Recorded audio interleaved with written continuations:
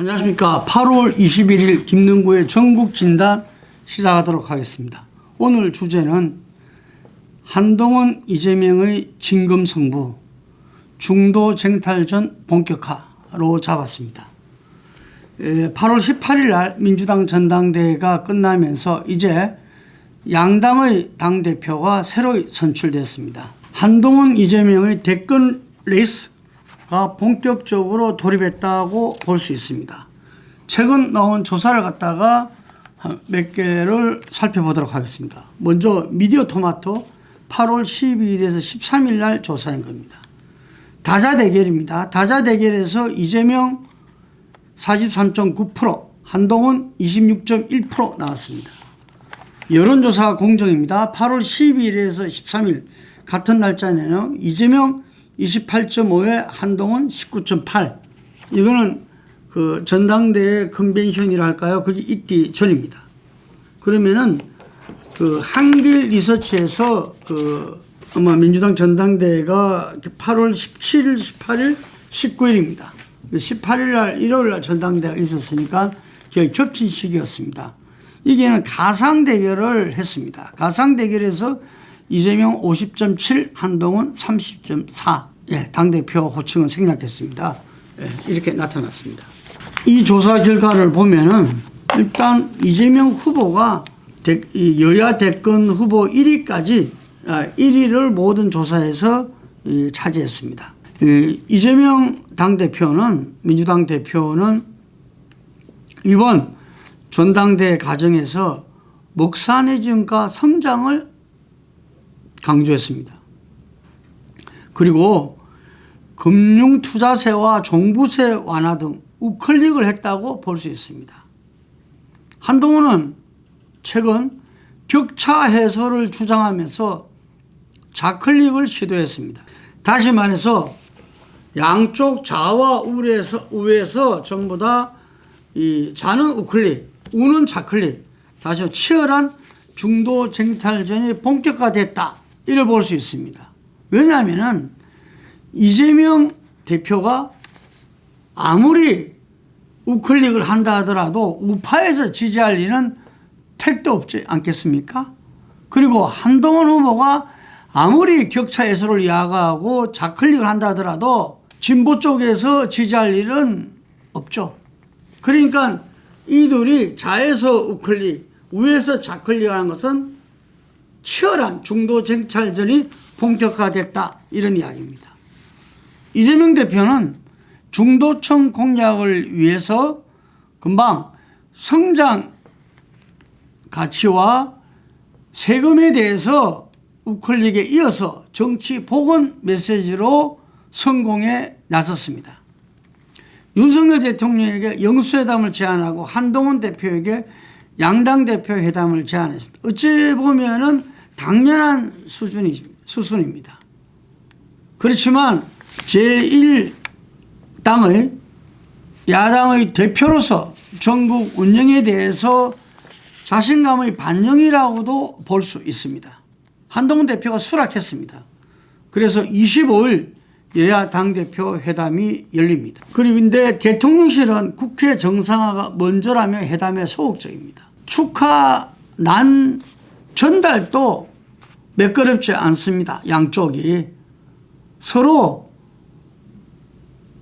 정쟁으로 이용한다면서 비판하고 있습니다. 그래서 우선은 이재명, 한동훈 양당 대표 회담에 관심이 집중되고 있습니다. 과연 이 회담에서 국민들의 기대가 높기 때문에 금방 이야기한 대로 양 후보 모두 중도를 공략하기 때문에 제가 볼 때는 합의문은 필수지 않겠냐.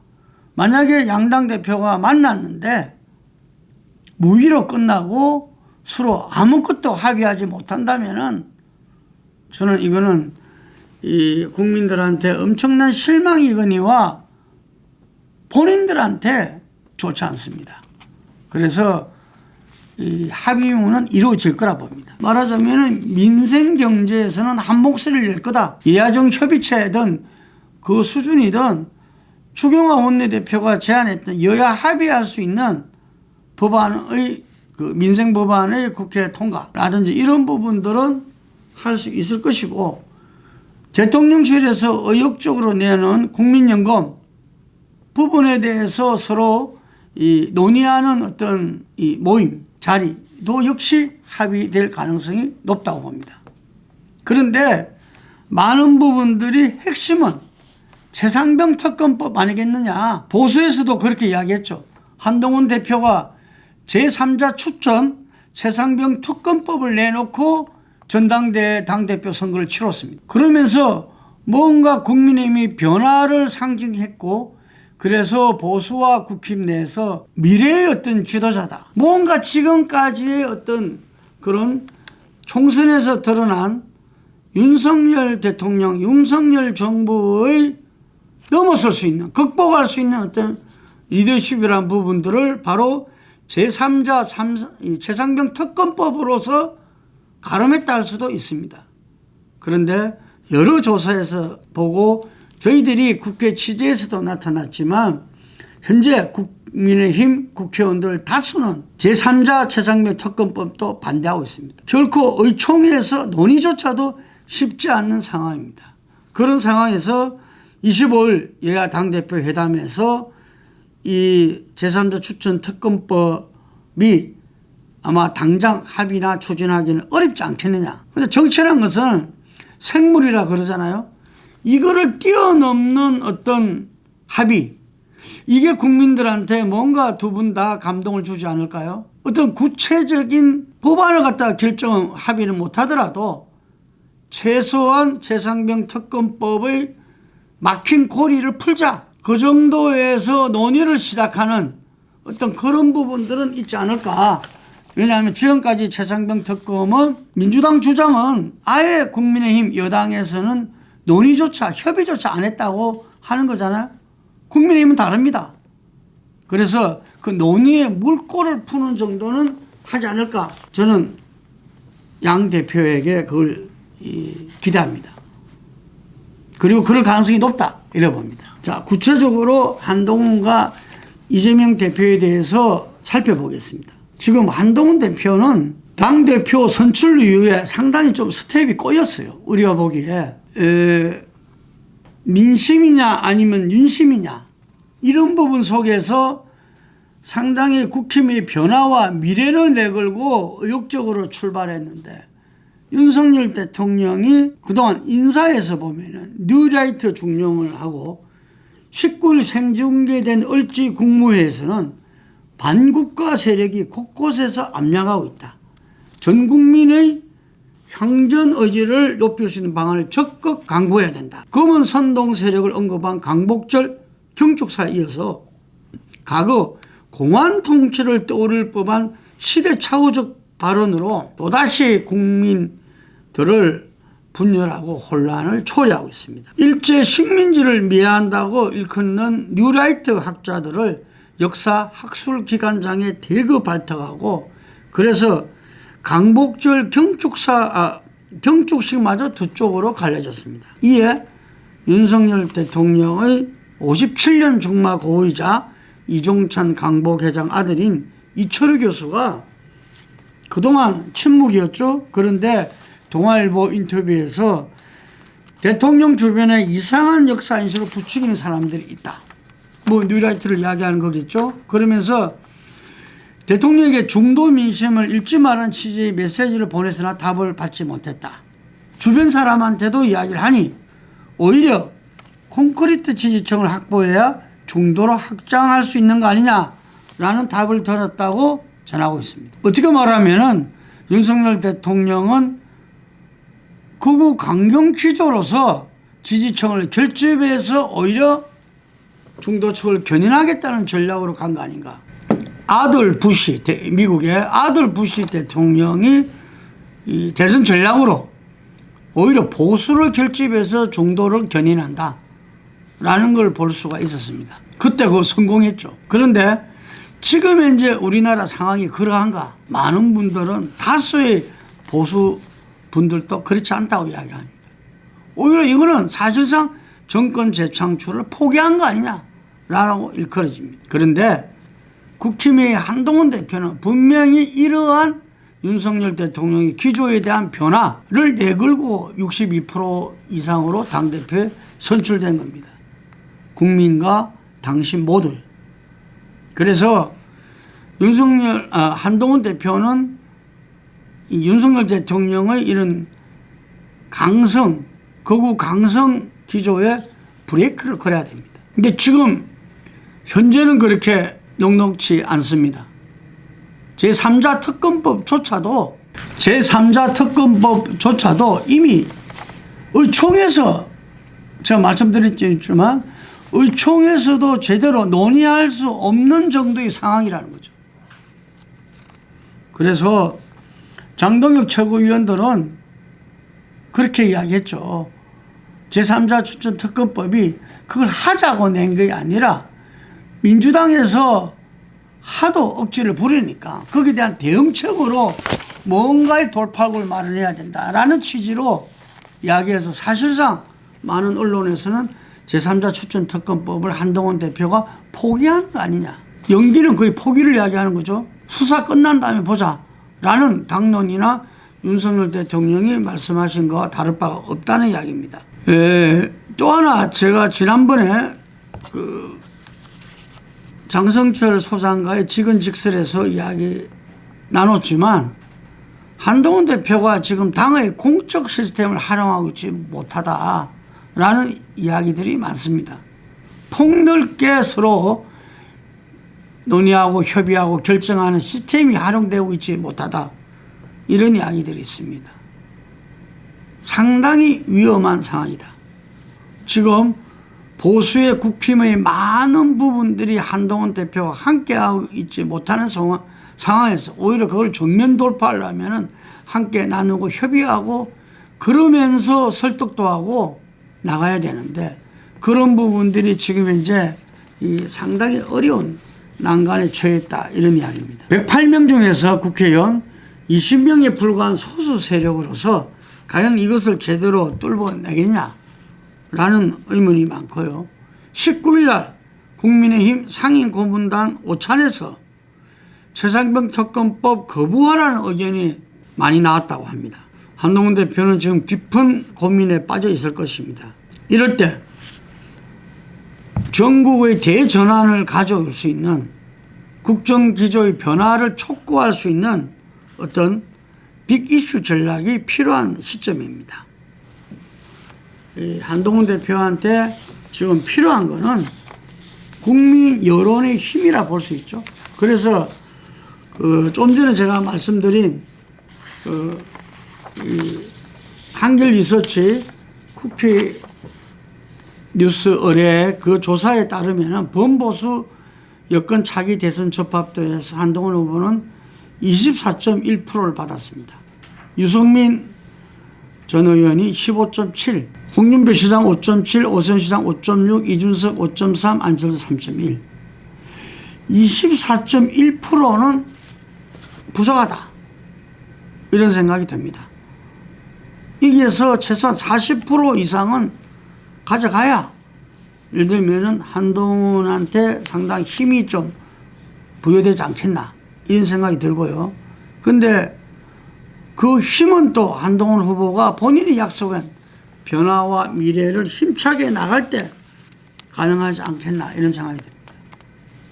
여기서 마지막으로 윤석열 대통령한테 또다시 제안 드리고자 합니다. 윤석열 대통령이 앞으로 길에서 저는 현재의 여론조사 국민 민심으로 봤을 때는 앞으로 많은 시간이 남아있지만 많은 분들이 보수의 대권 후보는 한동훈 아니냐 이런 이야기들이 많습니다. 그러면은 어쨌든 한동훈 대표를 살리는 게 본인 사는 길 아니냐. 그래서 그 변화와 미래를 살려주고 힘을 키워주면서 함께 나가야 되는 거 아니냐. 그러지 않다면은 임기 단축 7공화국을 여는 개헌으로서 영웅이 되는 길. 두 가지가 사는 길 아닌가 싶습니다. 그렇지 않다면은 상당히 지금 야권에서 주장하는 탄핵이나 최상무 특검도 지금 108명이잖아, 의원이. 8명만 넘어가면 넘어가는 겁니다. 그래서 그런 파국을 초래하기보다는 생로의 길을 가야 되지 않겠나 이렇게 생각이 드는데, 지금 하시고 계시는 인사를 보면은 또 그와는 생각이 다른 거 아니냐 이런 생각도 듭니다. 하여간에 한동훈 대표는 윤심이냐 민심이냐, 이제 그 부분들이 선택을 해야 될 시간이 가까이 왔다 이래 봅니다. 이재명 대표는 민심이냐 당심이냐 말로 요약하겠습니다. 압도적 득표로 85.4는 민주당 전당대회에서 역사상 최고 기록입니다. 2위가 출범했습니다. 이재명 1급 체제, 이재명 민주당의 완성이다. 잘 알다시피 6위하던 전현희 후보가 김건희 여사는 살인자다 발언으로 2위로 올랐었고, 강성 친명을 명판이다 공경한 정봉주 후보는 2위였다가 막판에 탈락까지 했습니다. 그래서 많은 분들이 특히 보수 쪽에서는 야 무섭다 이런 이야기들이 나오고 있죠. 제가 전당대회 갔습니다. 가니까 그날 연설에서는 저는 후보는 아니었지만 박찬대 원내대표 당대표 대행이 연설한 거 보고 깜짝 놀랐어요. 이야, 대중연설 아주 압권이었다고 봤습니다.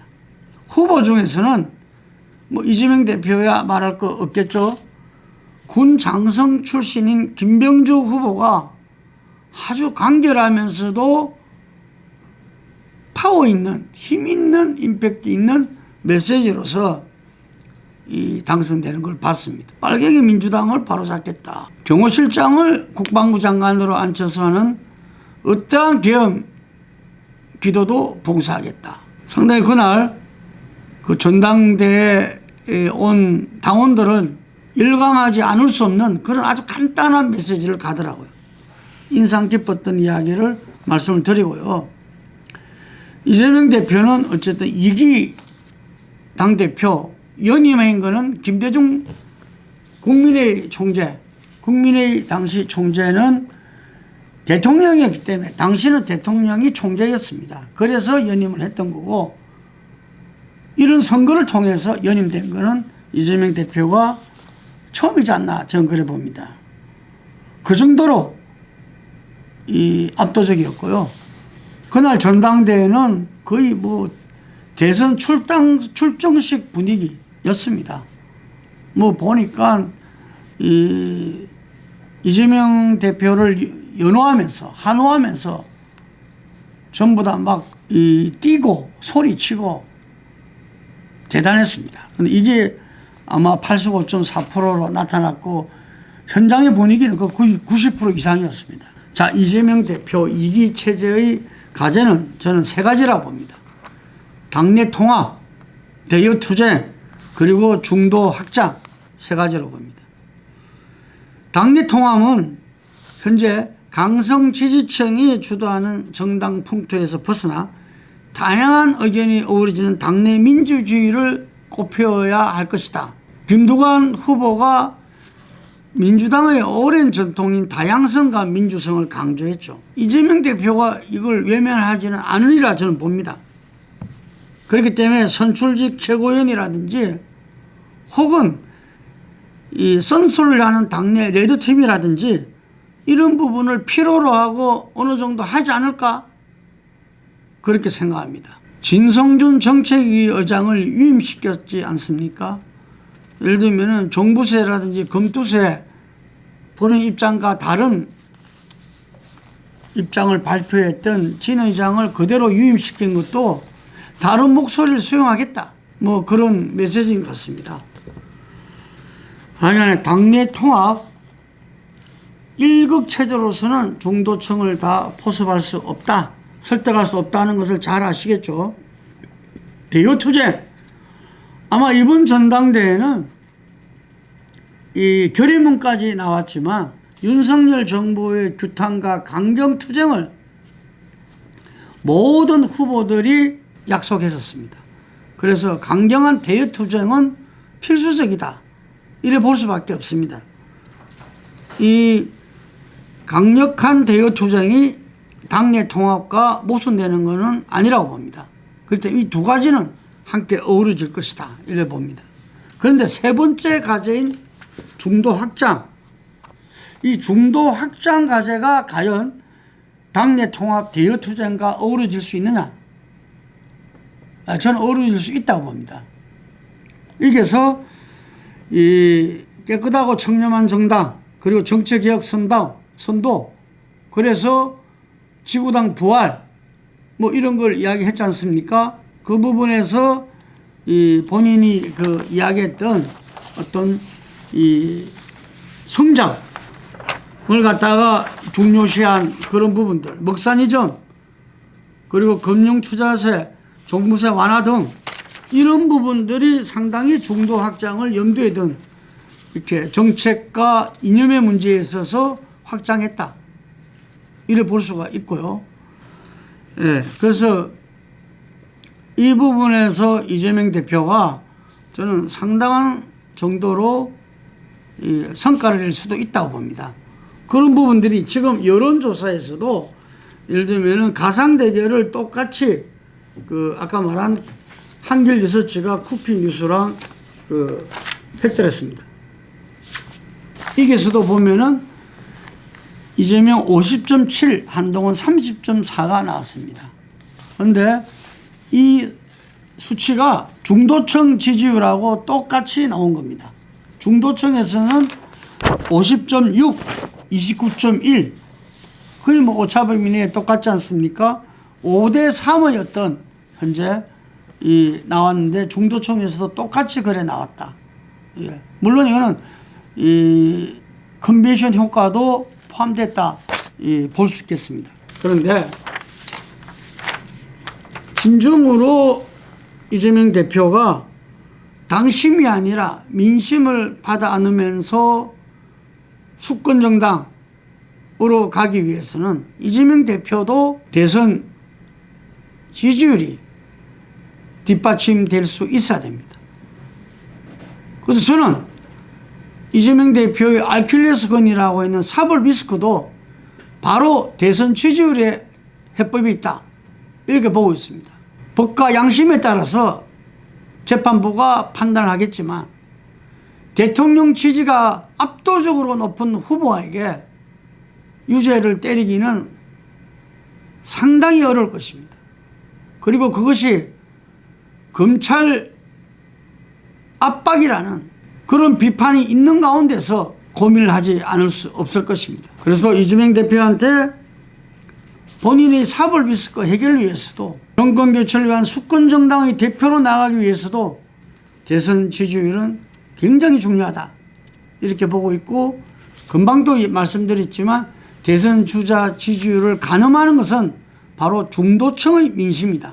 그래서 오늘 결론은 한동훈 대표나 이재명 대표나 모두 본인들이 당내 기반 속에서 미래 대선 주자로서 가늠하기 위해서는 대선 지지율이 중요하고, 바로 그 관건은 어떻게 하면은 민심을 제대로 안아가느냐, 민심에 어떻게 하면은 제대로 가치와 정책과 인적 구성으로서 화답해 나가느냐. 국민 눈높이를 강조한 한동훈, 국민과 함께 국민을 위해서 싸우겠다는 이재명, 모두 바로 민심에 달려있다. 이 말씀을 드립니다. 네, 감사합니다.